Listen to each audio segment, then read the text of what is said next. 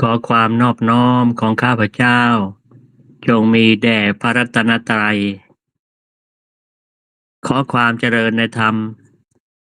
จงพึงบังเกิดมีแก่ท่านสาธุชนคนดีกลุ่มวิปัสสนาทุกท่าน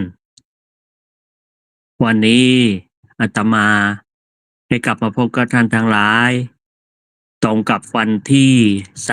30เดือนมิถุนายนปีพุทธศักราช2568ถ้านับทางจันทรคติ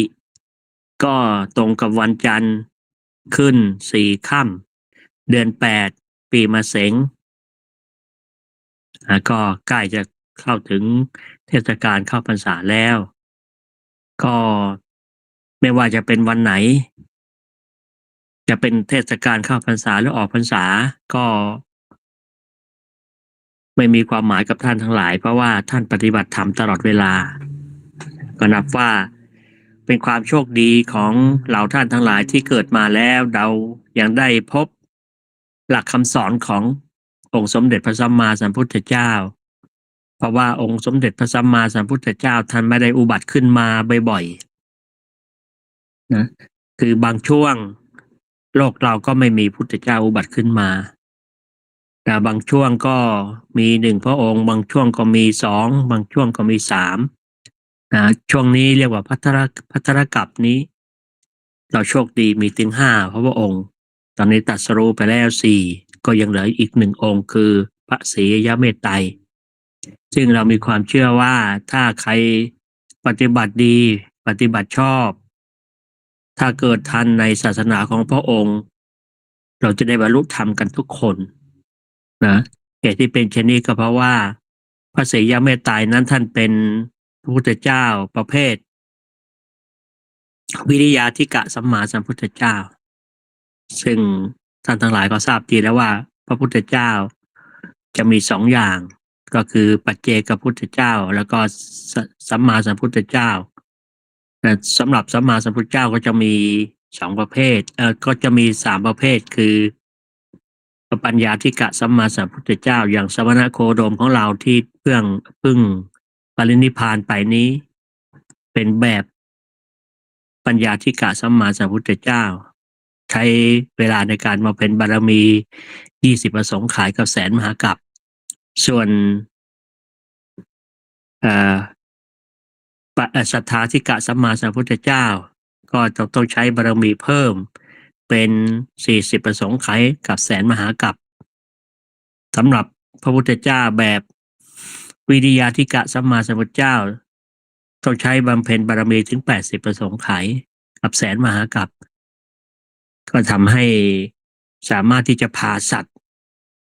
โลกเวไนยสัตว์ที่ออกไปจากความทุกข์ได้เป็นจำนวนมากเราก็ปรารถนากันไป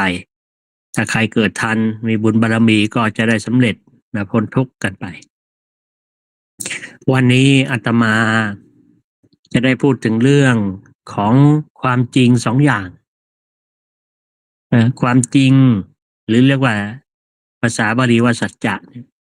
สัจจะในทางพุทธศาสนาจะมีอยู่2ประเภทนะก็คือสมุติสัจจะสมุติสัจจะแล้วก็ปรมัตถสัจจะสมุติสัจจะก็คือความจริงโดยสมมุติเป็นความจริงที่มนุษย์สมมุติขึ้นเช่นคนสัตว์สิ่งของอย่างนี้เป็นต้นส่วนปรมัตถสัจจะก็คือความจริงโดยปรมัตถ์เป็นความจริงที่แท้เป็นความจริงของธรรมชาติที่เรามาดูว่าสมุติสัจจะสมมุติสัจจะก็เป็นความจริงที่มนุษย์สร้างขึ้นมาเพื่อใช้ในการสื่อสารหรือใช้ในการดำเนินชีวิตประจำวันเป็นความจริงที่เปลี่ยนแปลงได้ไปตามกาลเวลาและสถานการณ์ตัวอย่างเช่นการเรียกชื่อของโต๊ะหรือว่าเก้าอี้เนี่ยเป็นความจริงในระดับนี้เป็นประโยชน์ในส่วนรวมของสังคมเพื่อใช้เรียกให้ถูกต้องหรือว่าการที่จะเป็นสมมุติ ติสัจจะนั้นก็คือเป็นที่ยอมรับกันนะไม่ต้องมากนะอย่างเช่นว่าคนเนี่ยตัวเราเนี่ยแต่ละภาษาแต่ละชาติก็เรียกไม่เหมือนกันนะแต่ละชาติเพราะว่ามีการเปลี่ยนแปลงได้หรือเหมือนแม้แต่การเวลาหรือเทศกาลเนี่ยนะสมัยก่อนนี้ประเทศไทยของเรานี่เอาวันตรุษใช่ไหมวันตรุษก็คือวันสิ้นวันแรม15 ค่ำเดือน 4เนี่ยเป็นวันกุดวันตรุษนะก็คือวันปีใหม่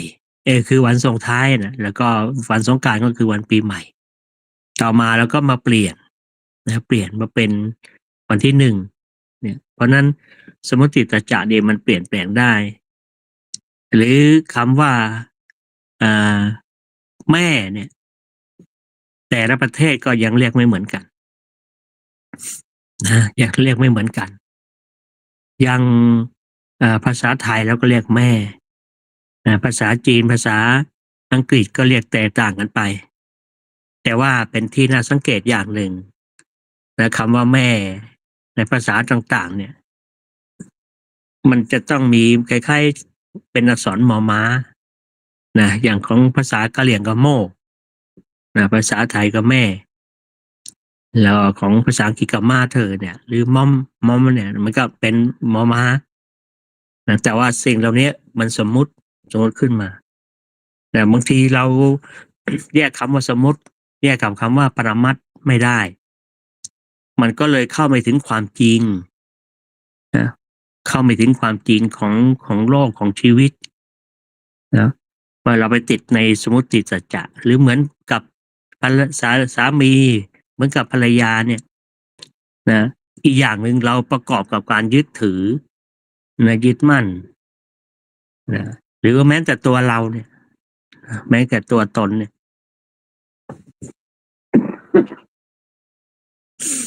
เราเข้าใจว่าเป็นตัวเรานะเราเข้าใจว่าเป็นตัวเราแต่องค์สมเด็จพระสัมมาสัมพุทธเจ้าท่านบอกว่ามันไม่ใช่นะความจริงมันเป็นความจริงโดยสมมุตินะสมมุติว่าเป็นตัวเราสมมุติว่าเป็นหญิงเป็นชายแต่ความจริงมันเป็นแค่เพียงสภาวะนะเป็นเรื่องของสมมุติเอาสมมุติเราว่าคนนี้เป็นผู้หญิงสมมุตินะว่าคนนี้เป็นผู้ชายถ้ามีลักษณะท่าทางแบบนี้เป็นผู้หญิงมีท่าทางลักษณะแบบนี้เป็นผู้ชายแต่ความจริงมันไม่ใช่ความจริงมันก็คือธาตุประชุมกันธาตุทั้ง4คือดินน้ำไฟลมเนี่ยมันประชุมกันกลายเป็นร่างกายสมมุติเอาว่าคนนี้เป็นพ่อสมมุติเอาว่าคนนี้เป็นแม่สมมุติเอาว่าคนนี้เป็นลูกเป็นเรื่องสมมุตินะเพื่อง่ายกว่าการสื่อสารหรือแม้แต่ชื่อกับมันกันนะชื่อกันถ้าไม่มีเรื่องสมมติสัจจะเนี่ยในความจริงโดยสมมติเนี่ยมันก็จะเรียกกันยังไงถ้าไม่มีชื่อถ้าไม่มีชื่อก็ต้องเลือกมีชื่อกอชื่อขอเพื่อให้ง่ายต่อการสื่อสารง่ายต่อการติดต่อเรียกลักษณะแบบนี้เรียกว่ารถลักษณะแบบนี้เรียกว่าสัตว์สัตว์ก็แยกประเภทไปอีกถ้ามีลักษณะแบบนี้เรียกว่าวัวลักษณะแบบนี้เรียกว่าม้าถ้ามีลักษณะแบบนี้เรียกว่าหมูอะไรก็ตามเป็นเรื่องสมมุติทั้งนั้นแต่จริงๆโดยปรมัตถ์ไม่ใช่จริงๆโดยปรมัตถ์ไม่ใช่ส่วนใหญ่เราจะไปติดส่วนใหญ่เราจะไปติดไปติดในเรื่องของเรื่องสมมุติมันก็เลยนำความทุกข์มาให้นะเพราะว่าความจริงที่มันเป็นเรื่องสมมุตินั้นมันจะมีการเปลี่ยนแปลงมันไม่คงที่มันไม่เปลี่ยนแปลงไม่คงที่เราก็เลยไปยึดติดเมื่อเรายึดติดเนี่ยก็ทำให้เกิดความทุกข์แต่เหมือนกับเราความจริงอีกอย่างหนึ่งก็คือ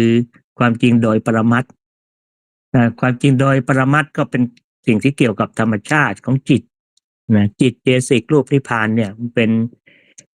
เรียกว่าปรมัตถ์เป็นความจริงที่ไม่มีการเปลี่ยนแปลงจะ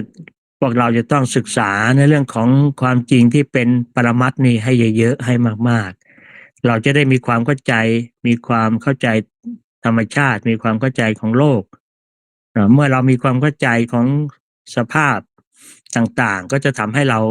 ไม่เกิดความทุกข์นะนั้นความจริงปรมัตถ์เนี่ยมันจะต้องใช้ปัญญาใช้ความรู้เข้าใจอย่างลึกซึ้งนะเพราะนั้นเราต้องทำความเข้าใจอย่างในโลกเราเนี่ยเรามีความเชื่อใช่ไหมความเชื่ออย่างหนึ่งว่ามันไม่มีอะไรโดยความเป็นจริงนะมันไม่มีอะไร มันมีเพียงแต่รูปกับนามหรือตัวรู้นะตัวรู้นะไม่ใช่ผู้รู้นะถ้าเรายังคิดว่าเรารู้อยู่เนี่ยเรายังมีตัวตนอยู่นะเรายังมีตัวตนอยู่เพราะนั้นตัวรู้เนี่ยก็คือตัวจิต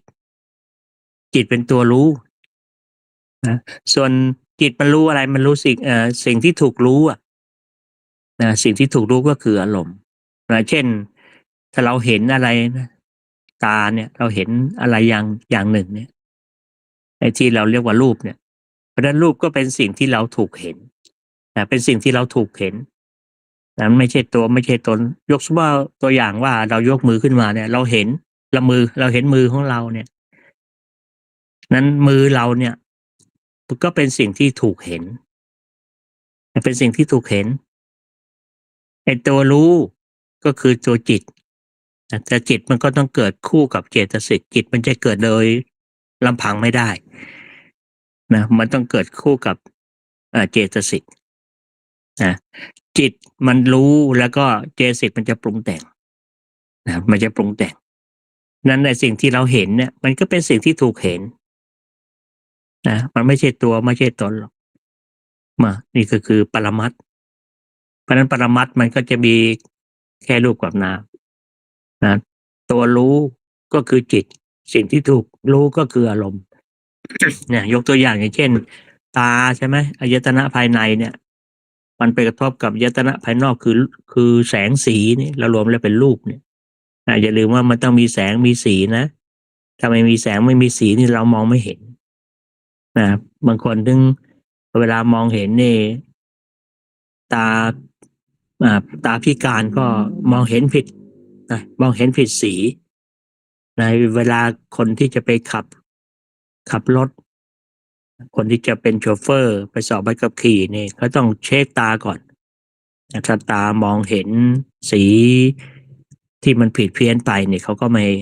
อนุญาตให้ใบใบขับขี่มา เพราะว่าจราจรมันจะต้องมีสีเหลืองสีเขียวสีแดงแต่เกิดว่าตาบอดสีไปแล้วก็จะทำให้การขับขี่ของเรานั้นอาจจะเกิดอุบัติเหตุ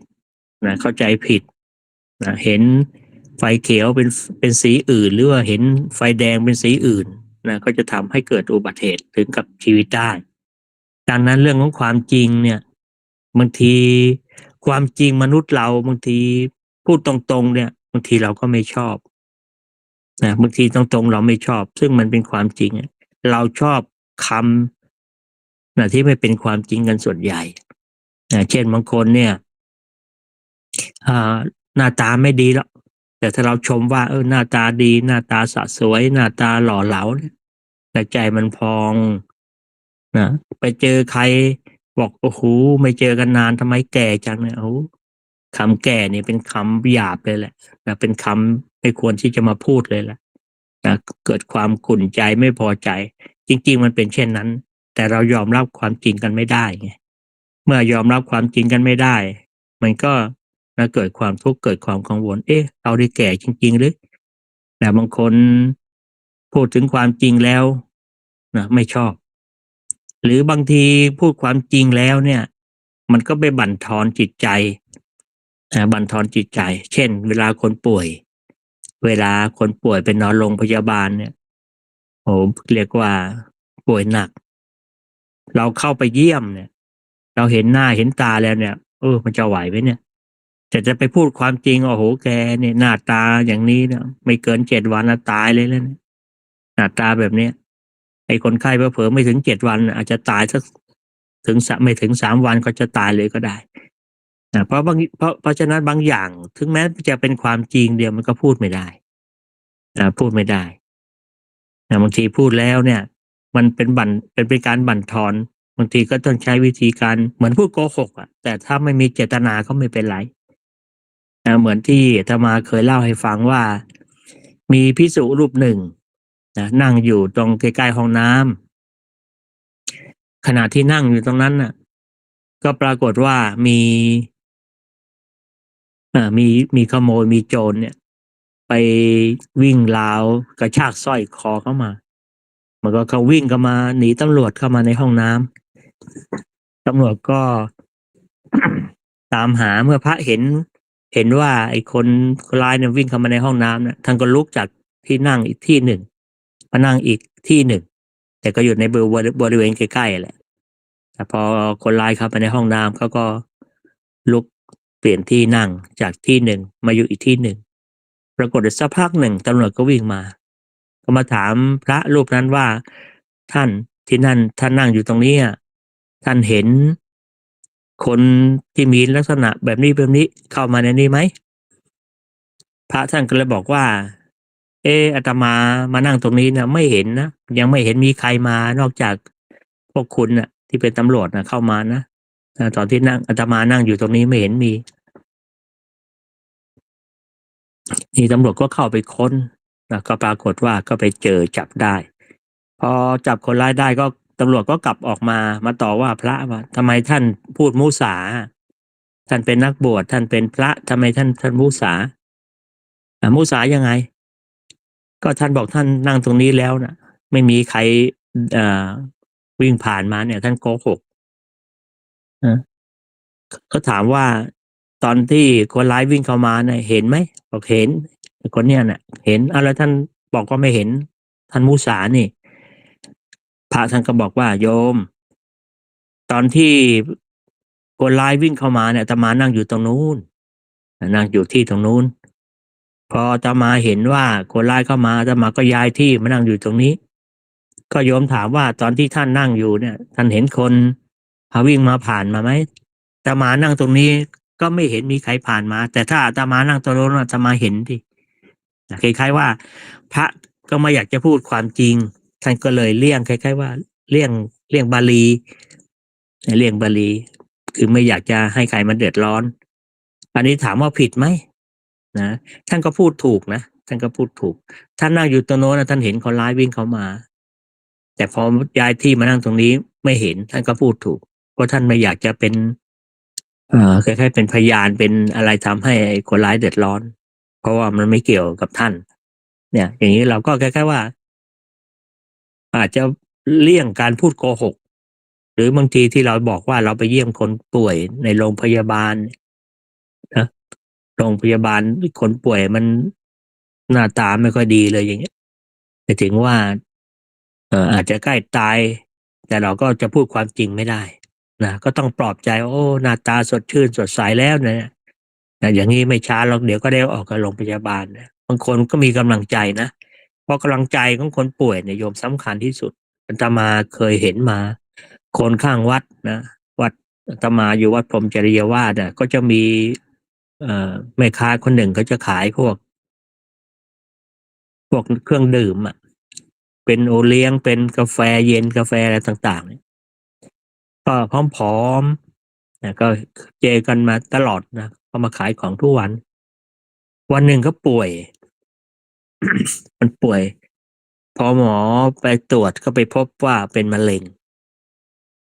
งพอรู้ว่าตัวเองเป็นมะเร็งนะโยมอีกไม่ถึง7 วันเสียชีวิตเลยนะทั้งที่ก็ป่วยธรรมดานะป่วย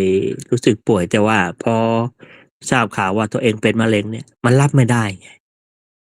รับความจริงไม่ได้เมื่อรับความจริงไม่ได้ก็เลยทำให้เสียชีวิตเนี่ยบางสิ่งบางอย่างเนี่ย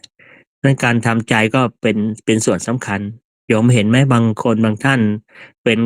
ข้าราชการเนี่ยเป็นข้าราชการพอเกษียณมาไม่กี่ปีก็เสียชีวิตเพราะบางที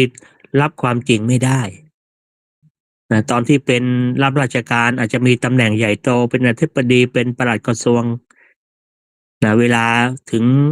ปีใหม่ถึงสงกรานต์ถึงวันเกิดโอ้โห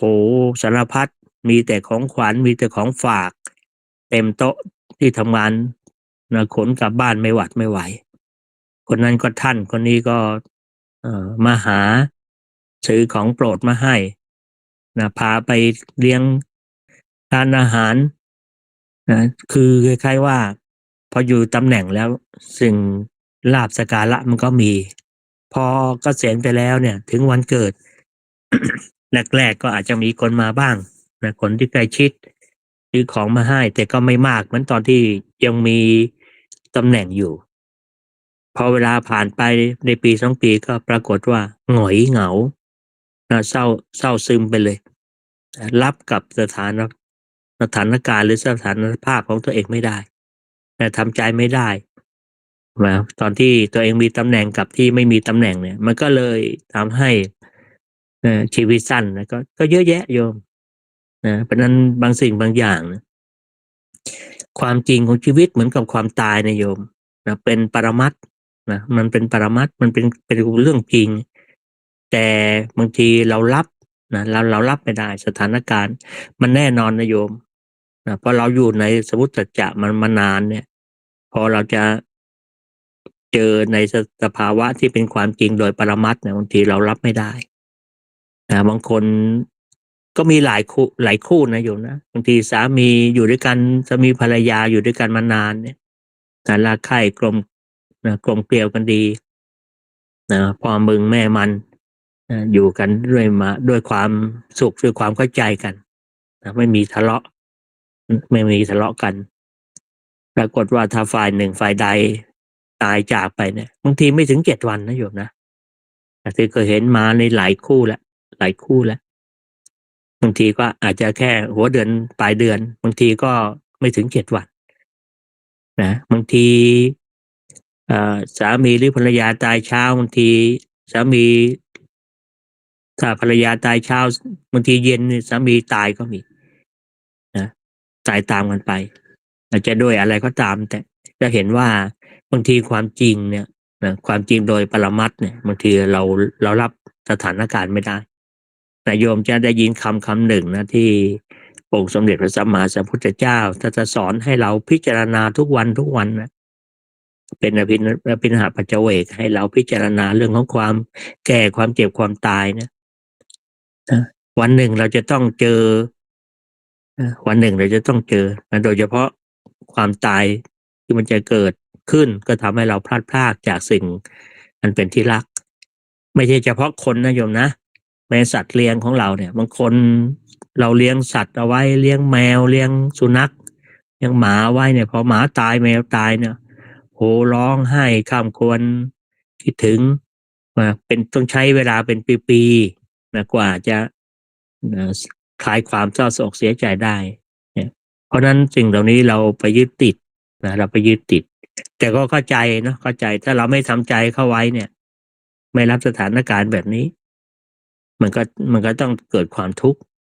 บางทีต้องใช้การเวลาในการแก้ไขสิ่งเหล่านี้บางทีพอเราทราบข่าวบางครั้งเราทราบข่าวว่าไอ้คนที่รู้จักโดยเฉพาะคนที่เรารักคนที่มีความเคารพนับถือการตายจากเนี่ยความเศร้าโศกความเสียใจก็จะประดังเข้ามาถ้าเราทำใจไม่ได้เราไม่เคยปฏิบัติธรรมเราก็จะเกิดความเสียใจยาวนานยิ่งรักมากเท่าไรก็ยิ่งเสียใจมากเท่านั้นยิ่งตั้งความหวังไว้มากเท่าไรก็เสียใจมากเท่านั้นเพราะนั้นความรู้สึกของแต่ละคนมันจึงไม่เหมือนกันเพราะนั้นเราจะต้องมองเรื่องของความตายเป็นเรื่องธรรมดาพระพุทธเจ้าจะบอกว่าให้เป็นธรรมดาถ้าเรายังมองเรื่องความตายเป็นธรรมดาไม่ได้เนี่ยมันก็จะเกิดความทุกข์แต่ถ้าเรามองเห็นว่าเป็นเรื่องธรรมดาได้ความทุกข์มันก็จะไม่มากคำว่าธรรมดาไม่ความว่าไงไม่คำว่าอย่าว่าแต่เราเลยอย่าว่าแต่ญาติของเราเลย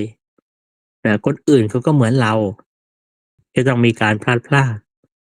แต่ไม่มีบ้านไหนที่ไม่มีใครจะไม่มีคนตายเลยไม่มีจะไม่มีคนตายเลยไม่มีเราต้องคิดว่าคนที่มียศถาบรรดาศักดิ์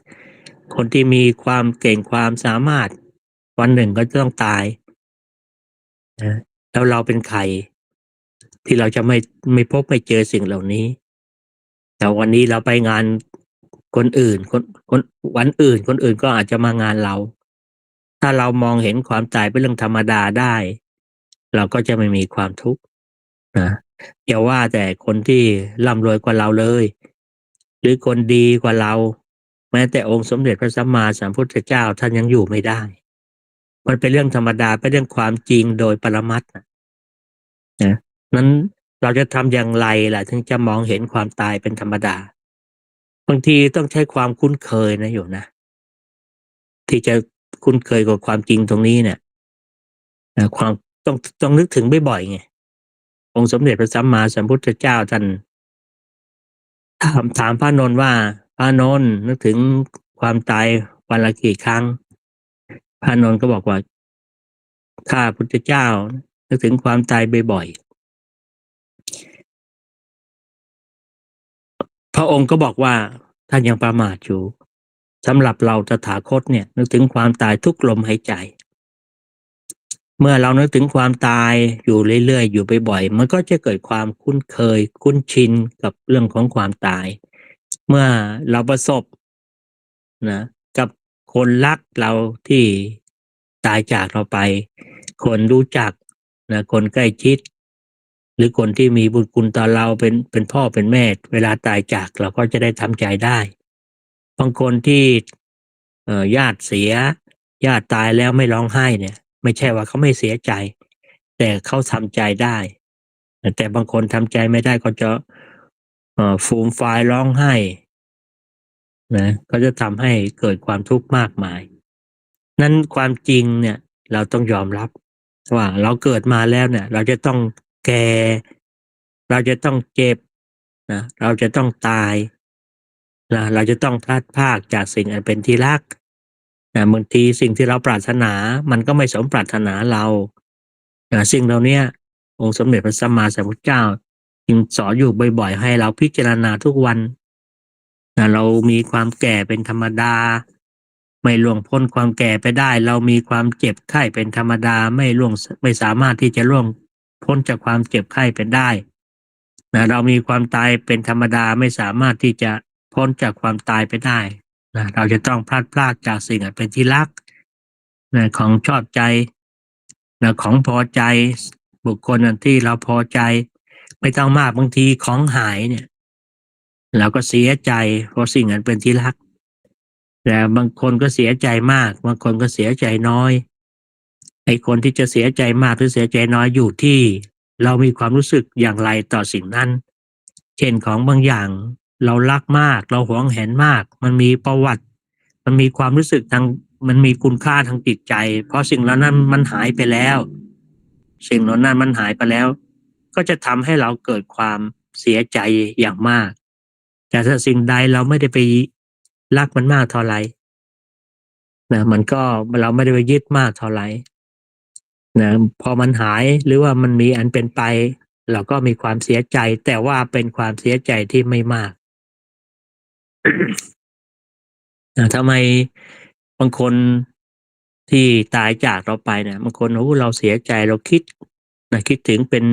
นเดือนเป็นปีแต่บางคนเราไม่ได้นึกถึงเลยพอตายไปก็อาจจะเสียใจในช่วงแรกๆนะแต่ต่อไปก็ความเสียใจก็น้อยลงนะเพราะนั้นท่านทั้งหลายการในอภิธรรมเนี่ยอภิธรรมเนี่ยอ่าก็เลยในฝ่ายพระอภิธรรมในคัมภีร์พระอภิธรรมเนี่ยก็ต้องการที่จะป้องกันความสับสนถึงเรื่องความหรือการผิดพลาดจึงสอนให้เราแยกความจริงโดยสมมติกับความจริงโดยปรมัตถ์นะถ้าเป็นความจริงโดยสมมติหรือว่าโวหารสัจจะเนี่ยเป็นความจริงที่ไม่ใช่ของจริงแท้นะเราอาจจะใช้ในการสื่อสารนะให้สำเร็จประโยชน์ในชีวิตประจำวันนะเราต้องเข้าใจแม้แต่ตัวเรามันก็ยังไม่ใช่ของเราเนี่ยเราบอกว่าบางคนบอกมันจะไม่ใช่อย่างไรเนี่ยก็ตัวเราเห็น เวลาร้อนก็เราร้อน เวลาหนาวก็เราหนาวนะเวลาหิวก็เราหิวอ่ะเวลาเราเจ็บป่วยก็เราเจ็บป่วยเวลาเราเอามือมาตีมาหยิกตัวเองก็เนี่ยตัวเราเนี่ยมันจะไม่ใช่ตัวเราอย่างไรเนี่ยถ้าตราบใดเรายังแยกแยะเรื่องแบบนี้ไม่ได้เนี่ยความทุกข์มันก็จะมาเยือนเราตลอดนะเราตลอดเพราะอะไรเพราะเวลาเขามาว่าใครว่าเราเฮ้ยเขามาว่าเราเนี่ยเขามาด่าเราหรือว่าเขามาสรรเสริญเราหรือเขามาเยินยอเราก็ตัวเราเห็นนะแต่ว่าสิ่งเหล่านี้เป็นเรื่องของสมมุติเฉยๆแต่แม้แต่ชื่อแม้แต่พวกสัตว์ก็เหมือนกันโต๊ะเก้าอี้เหล่านี้เราบัญญัติขึ้นมาเพื่อให้รู้ว่าสิ่งที่มีลักษณะแบบนี้เนี่ยเราเรียกว่ารถที่มีลักษณะแบบนี้เราเรียกว่าโต๊ะลักษณะแบบนี้เรียกว่าเก้าอี้เราเอาไว้สำหรับเรียกแยกแยะสิ่งที่เป็นของใช้เราถ้าเราไม่มีสมมุติเนี่ยเราจะเรียกอะไรจะเรียกอย่างไรคนเป็นตั้ง8,000 ล้านเนี่ยถ้าไม่มีชื่อเนี่ยเราจะเรียกอะไรก็เลยต้องสมมุติว่าคนนี้นะชื่อนี้ชื่อนายกคนนี้ชื่อนายขอนะก็ต้องสมมุติคนนี้เป็นหญิงลักษณะที่อ่ากระต้มกระติ้ง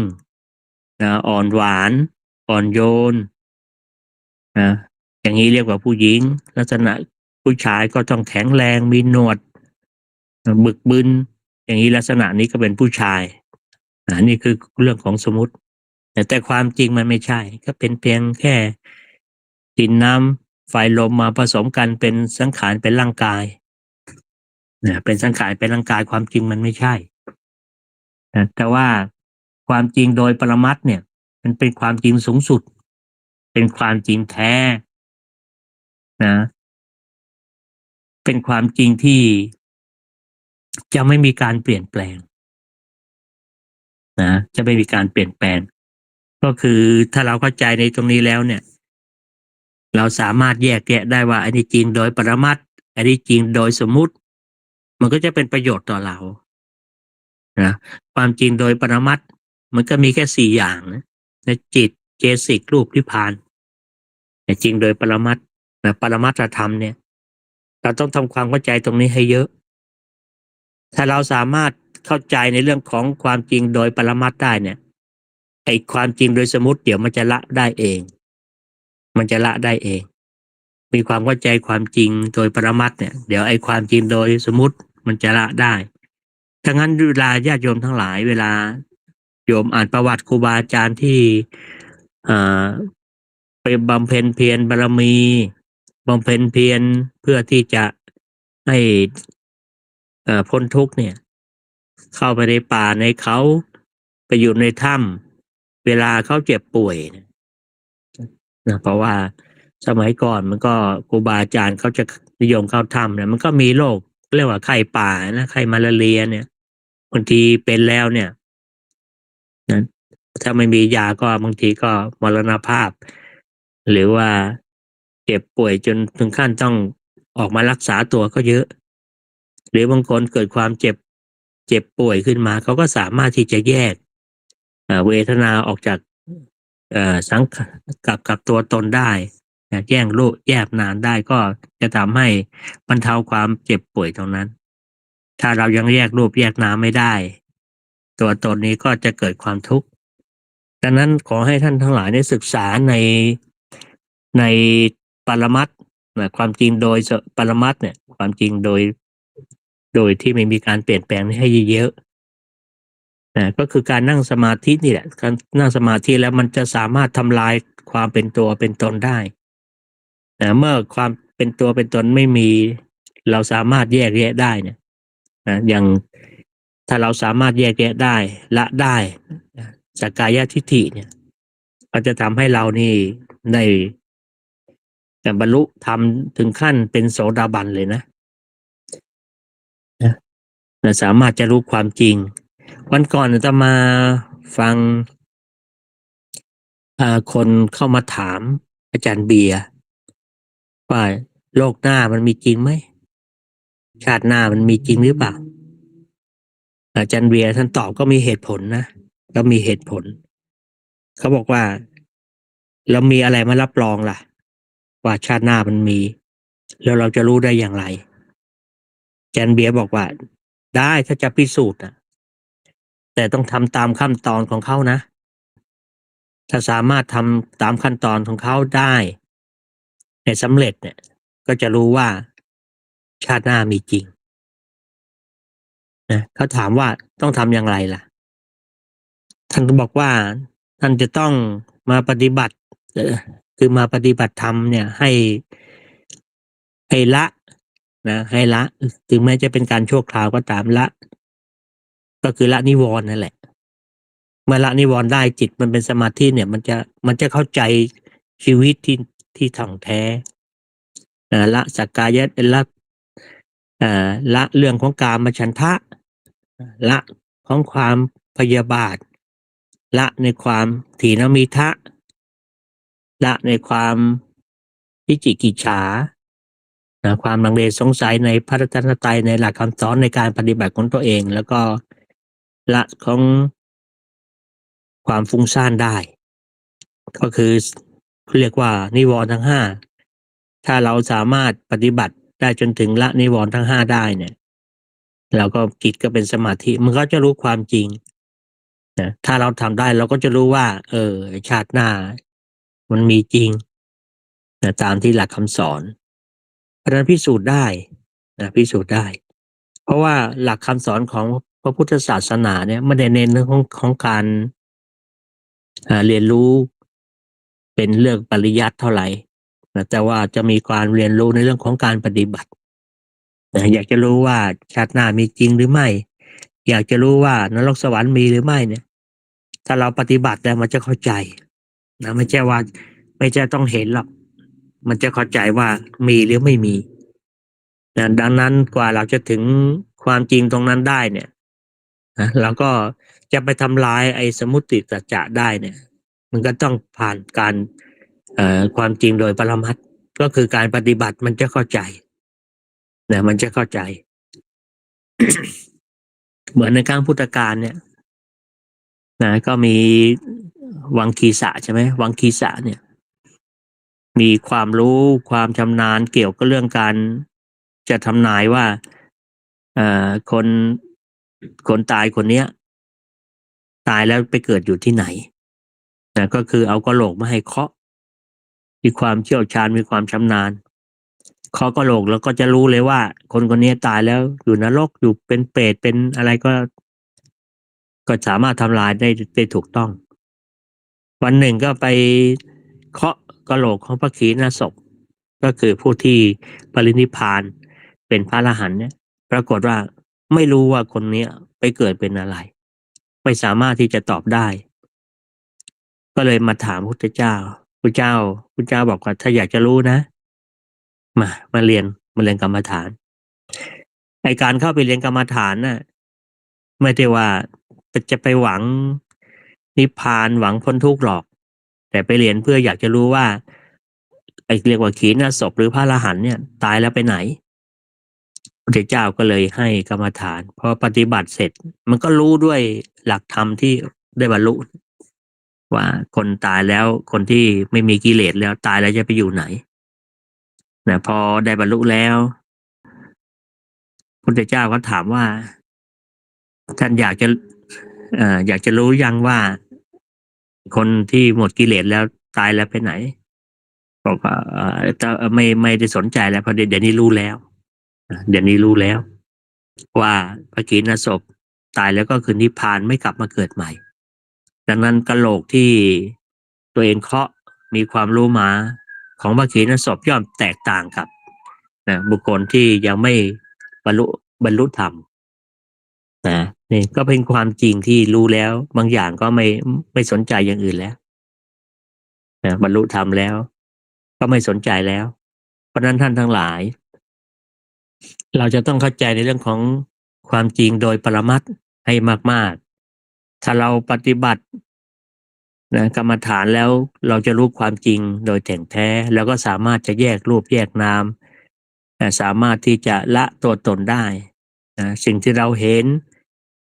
สิ่งที่เราเห็นก็เราก็สามารถจะมีความเข้าใจว่าอันนี้ไม่ใช่รถไม่ใช่สิ่งของแต่ว่าเป็นสิ่งที่เราสิ่งที่ถูกเห็นไอ้รูปที่เราเห็นเนี่ยมันเป็นสิ่งที่ถูกเห็นเท่านั้นไม่ได้ไม่ได้มีอะไรนะเพราะว่ามันไม่จะไม่เกิดการปรุงแต่งขึ้นมามันจะเกิดการปรุงแต่งขึ้นมาเนี่ยมันจะเดี๋ยวมันจะยึดมั่นมันจะมีอะไรตามมามากมายแค่เราเห็นถ้าตาเราเห็นสิ่งใดสิ่งหนึ่งแล้วเรามีความเข้าใจว่าไอ้สิ่งที่เราเห็นนั่นน่ะ มันเป็นเพียงสิ่งที่ถูกเห็น ไอ้สิ่งที่เราได้ยินเนี่ยที่เราว่าเสียงเนี่ยมันก็สิ่งที่ถูกได้ยินนะได้กลิ่นก็เหมือนกันก็เป็นสิ่งที่เราได้กลิ่นเราได้ดมสิ่งที่เรากินอยู่ก็คือสิ่งที่เราเรียกว่ารสเนี่ยมันก็เพียงแค่นั้นมันจะไม่มีคำว่าอร่อยมันจะมีคำว่าจืดมีคำว่าเค็มมันจะมีความเข้าใจแต่สิ่งที่เราถูกต้องก็เหมือนกัน เราก็เข้าใจเราไม่ไปปรุงแต่งมันว่าสิ่งที่เราถูกต้องนั้นมันเป็นโต๊ะเป็นเก้าอี้เป็นพื้นมันนุ่มมันร้อนมันเย็นมันอ่อนมันแข็งเราจะไม่มีการปรุงแต่งไปอย่างนั้นหรือสิ่งที่เรารับรู้ทางใจมันก็เป็นเพียงแค่อารมณ์หนึ่งถ้าเรามีความเข้าใจสิ่งเหล่านี้ได้เนี่ยนะเราก็จะทุกข์น้อยลงแต่สิ่งที่เราจะเข้าใจได้ขนาดนี้เวลาถึงเราจะเข้าใจได้ขนาดนี้เนี่ยเราต้องใช้เวลาในการปฏิบัติ เพราะนั้นโลกทั้งโลกนี้ไม่มีอะไรนอกจากรูปกับนามหรือว่าตัวรู้กับสิ่งที่ถูกรู้คือจิตกับอารมณ์เท่านั้นเองสิ่งที่ถูกรู้ก็คืออารมณ์แต่สิ่งที่รู้นั่นไม่ใช่ตัวเราไม่ใช่ตัวเรารู้นะหลวงปู่ดุลเนี่ยบอกว่าถ้ามีผู้รู้ต้องทำลายผู้รู้ก็คือตัวเรานะไม่ใช่เรารู้แต่ว่าจิตมันรู้ถ้าสามารถทำอย่างนี้ได้แล้วญาติโยมทั้งหลายก็ใกล้ความจริงขึ้นมาแล้ว แต่ก็ต้องอาศัยการปฏิบัติแต่บางทีถ้าเกิดความทุกข์เนี่ยโยมต้องลองนะโยมถ้าเกิดความทุกข์ความอะไรเนี่ยทุกวันนี้อาตมาก็ใช้ประจำอยู่เวลามันเกิดความทุกข์ความกังวลเนี่ยนั่งสมาธินั่งสมาธิภาวนาให้ถี่ๆเลยเอาจิตจุดที่ปลายจมูกเนี่ยพุทโธพุทโธพุทโธถ้ามันฟุ้งซ่านมากก็ว่าไวๆ ว่าในใจไปพุทโธพุทโธพุทโธพุทโธพุทโธพุทโธพุทโธเดี๋ยวเมื่อจิตมันเริ่มเป็นสมาธิมันก็จะไม่ไปคิดไม่ไปคิดเรื่องที่เรากังวลเพราะว่าจิตใจมันไม่มีเวลาไม่มีโอกาสที่จะไปคิดเรื่องนั้นมันอยู่กับลมหายใจถ้ามันเริ่มดีแล้วก็ผ่อนลงหายใจปกติไม่ต้องไปย้ำพุทโธพุทโธหรือว่าจะเอาจิตไว้ตรงไหนก็ได้เป็นจุดที่เราสามารถจะบริกรรมได้เอาไว้ตรงท้องก็ได้เอาจิตไว้ตรงลิ้นปี่ก็ได้นะลิ้นปี่ก็ให้รู้ตัวว่าไอ้ที่เรารู้ตัวนั้นนะไม่ใช่เรานะเป็นตัวรู้ก็คือจิตมันรู้รู้ไม่ใช่ตัวเรารู้เราพยายามแยกตัวเราออกจากให้ได้แยกตัวเราออกให้ได้แต่โยมลองนะเวลามีความทุกข์เนี่ยเอาจิตไว้ปลายจมูกเนี่ยพุทโธพุทโธพุทโธพุทโธเอาสมมติจะเอาสมมติเอาบัญญัติมาเข้ามาเพราะการบริกรรมคือเป็นบัญญัตินะเวลานั่งสมาธิเนี่ยอยู่ดูโยมอยู่กันพองยุบหรือดูลมหายใจเข้าดูลมหายใจออกเนี่ยไม่มีการบริกรรมเนี่ยมันก็เป็นวิปัสสนาดูความรู้สึกเพราะฉะนั้นเวลาถ้าเราไปบังคับจิตเนี่ยถ้าเราไปบังคับจิตเนี่ยแม้มันจะได้สมาธิก็จริงแต่เหมือนพวกฤาษีเนี่ยฤาษีปฏิบัติธรรมเนี่ยมันจะเวลาเข้าบำเพ็ญฌานเนี่ยมันต่างกับพวกที่เป็นพระนะเพราะว่าพระนี่จะไม่ไปบังคับจิตอย่างครูบาอาจารย์สอนเนี่ยเวลาเราปฏิบัติกรรมฐานเนี่ยไม่บังคับจิตนะแต่ให้รู้ความรู้ตามจิต แต่จิตขณะนี้จิตเราเป็นยังไงอย่างหลวงพ่อปราโมทย์เนี่ยว่าจิตเราขณะนี้เป็นอย่างไรสุขทุกข์หรือว่าเฉยๆหรือว่าฟุ้งซ่านหรือว่าคิดเรื่องอะไรรู้เท่าทันรู้ตามแต่ไม่บังคับถ้าบังคับแล้วเนี่ยนะเพราะนั้นฤาษีพวกฤาษีมันจึงมันไม่ได้ปัญญาที่จะต่อไปจนถึงได้สำเร็จเป็นพระอรหันต์เพราะว่าจิตมันจะต่างกันเราไม่บังคับจิตนะแต่ว่ารู้เท่าทันจิตนะเวลาเราเกิดความทุกข์ขึ้นมาเนี่ยนะถ้านั่งแล้วมันยังฟุ้งซ่านขอจะนึกไปถึงเหตุการณ์เรื่องราวที่เราทุกข์อยู่แล้วก็ขอให้เราเนี่ยนะภาวนาไปไว้เอาบัญญัติเข้ามานะครับการที่เราหายใจเข้าพูดหายใจออกโทเนี่ยเป็นบัญญัติมันจะเป็นยังเป็นสมถะยังเป็นสมถะแต่ข้อดีของสมถะก็คือทำให้จิตใจมันมีพลังจิตใจแข็งจิตใจเข้มแข็งถ้าจิตไม่มีพลังไม่สามารถที่จะยกขึ้นสู่ไตรลักษณ์ได้นะมันก็มีข้อดีแต่ไม่ใช่ว่าไม่ดีนะนั้นถ้าเราเกิดความทุกข์โยมลองนะเราจิตจิตไปที่ใดที่หนึ่งแล้วก็ภาวนาไวๆแล้วพุทโธพุทโธพุทโธพุทโธเดี๋ยวมันจะค่อยๆคลายค่อยๆคลายความทุกข์ความกังวลลงนะโยมลองนะเอาละวันนี้อาตมาได้บรรยายในเรื่องของความจริงโดยสมมุตินะเกิดโดยบัญญัติขึ้นมานะเพื่อให้การดำเนินชีวิตของเรานั้นสะดวกนะเช่นตั้งชื่อคนให้มีความแตกต่างกันแล้วก็จะได้ง่ายต่อการจำแต่ถ้าเราไม่มีการตั้งชื่อคนหรือไม่มีการตั้งชื่อสิ่งของที่เราใช้อยู่เนี่ยเราก็จะเรียกไม่ถูกว่าไอ้สิ่งนี้มันคืออะไรแต่ว่ามันเป็นความจริงโดยสมมุตินะแต่ไม่ใช่เป็นความจริงโดยปรมัตถ์ความจริงโดยปรมัตถ์มันจะมีแค่สี่อย่างจิตเจสิกรูปนิพพานเท่านั้นแหละนั้นเราสามารถต้องแยกความจริงโดยสมมุติกับความจริงโดยปรมัตถ์ให้ได้ถ้าเราสามารถแยกได้ความทุกข์ของเราก็จะน้อยลงก็ขอฝากท่านทั้งหลายไว้เอาละการบรรยายธรรมในเรื่องของความจริงสองอย่างคือจริงโดยสมมุติกับจริงโดยปรมัตถ์ในวันนี้ก็เห็นว่าสมควรกับเวลาก็จะขอยุติการภาคการบรรยายไว้แค่นี้ต่อไปก็ภาคปฏิบัตินะค้นหาความจริงโดยปรมัตถ์ขอให้ท่านทั้งหลายนั่งจนกว่าจะได้เวลาแล้วอาตมาก็จะได้พาท่านทั้งหลายกรวดน้ำแผ่เมตตาเป็นระดับสุดท้ายต่อไป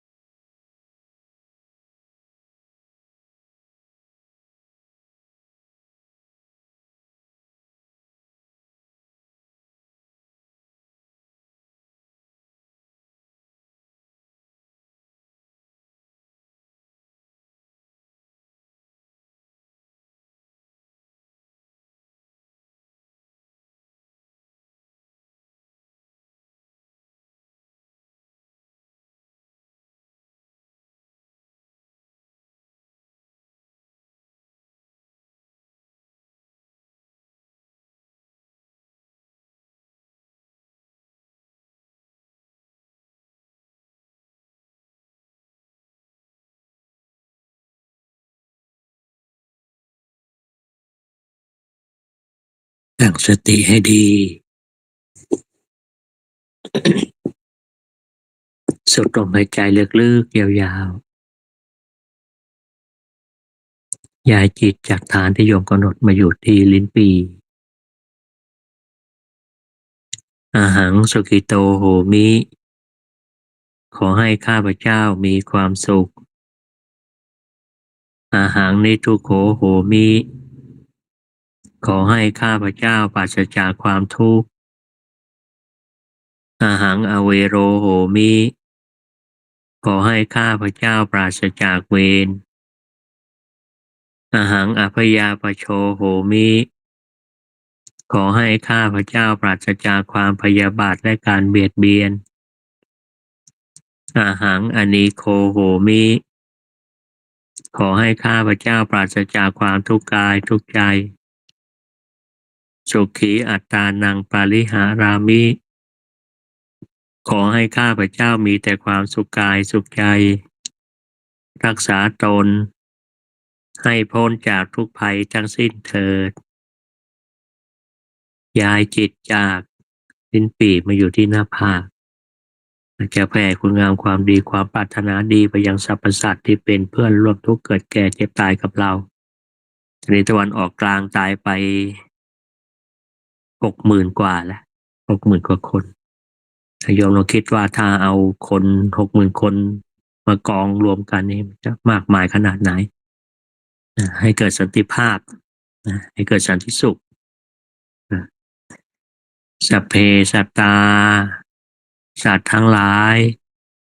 ที่เป็นเพื่อนทุกข์เกิดแก่เจ็บตายด้วยกันทั้งหมดทั้งสิ้น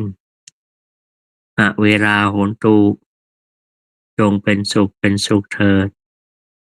อย่าได้มีเวรแก่กันและกันเลยอัพยาปชาโหนตุจงเป็นสุขเป็นสุขเถิดอย่าได้พยาบาทเบียดเบียนซึ่งกันและกันเลยอนีฆาโหนตุจงเป็นสุขเป็นสุขเถิดอย่าได้มีความทุกข์กายทุกข์ใจเลยสุขีอัตตานังปาริหารันตุจงมีความสุขกายสุขใจรักษาตนให้พ้นจากทุกภัยด้วยกันทั้งหมดทั้งสิ้นเถิดท่านทั้งหลายที่ท่านได้ทุกข์ขอให้พ้นจากทุกข์ท่านทั้งหลายที่ท่านได้สุขขอให้สุขยิ่งขึ้นไปสัพเพสัตตาสัตว์ทั้งหลายที่เกิดเป็นชราพุชะที่เกิดเป็นอันทชะ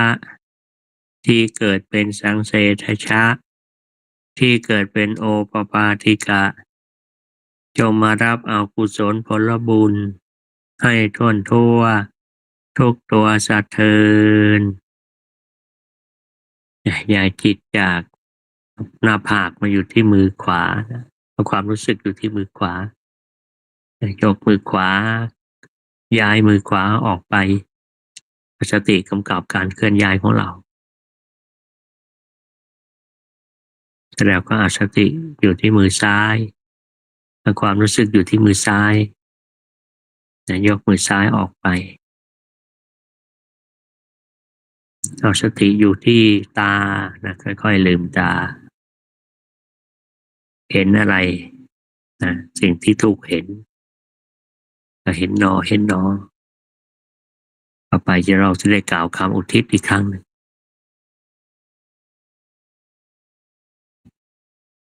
ขอเดชะตั้งจิตอุทิศผลบุญกุศลนี้แผ่ไปให้ไพศาลถึงมารดาบิดาครูอาจารย์ทั้งลูกหลานญาติมิตรสนิทกันคนเคยร่วมรักสมัครใคร่มีส่วนได้ในกุศลผลบุญฉันทั้งเจ้ากรรมนายเวรและเทวันขอให้ท่านด้านกุศลผลนี้เทินขออนุโมทนาบุญกับทุกท่านสาธุสาธุสาธุอนุโมทามิวันนี้จะมาได้นำ เอาเรื่องของความจริงสองอย่างก็คือจริงโดยสมมุตินะจริงโดยปรมัตถ์นะจริงโดยสมมติก็บัญญัติขึ้นมาเพื่อให้เกิดประโยชน์ต่อการดำรงชีวิตประจำวันนะส่วนความจริงโดยปรมัตถ์ก็เพื่อให้สำเร็จประโยชน์จากการพ้นทุกข์ นะขอให้โยมได้แยกแยะเรื่องความจริงโดยสมมติกับความจริงโดยปรมัตถ์ให้ถูกเนาะละวันนี้อาตมาได้เข้ามาบรรยายธรรมก็สมควรกับเวลานะท้ายสุดนี่ก็ขออำนวยอวยพรให้ทุกท่านที่ได้รับฟังในวันนี้ก็ขอให้มีภารกิจราบรื่นนะมีสุขภาพที่แข็งแรงสมบูรณ์สามารถที่จะอยู่ประพฤติปฏิบัติธรรมเอาความจริงบุญกุศลเข้าไปในภพชาติหน้าต่อไปนะก็ขอให้ทุกท่านแข็งแรงเจริญด้วยจตุรพิธพรชัยทั้ง4ประการคืออายุวันนะสุขะพละทั้งปฏิภาณธนาสารสมบัติทุกคนทุกท่านนะขอเจริญพรสาธุ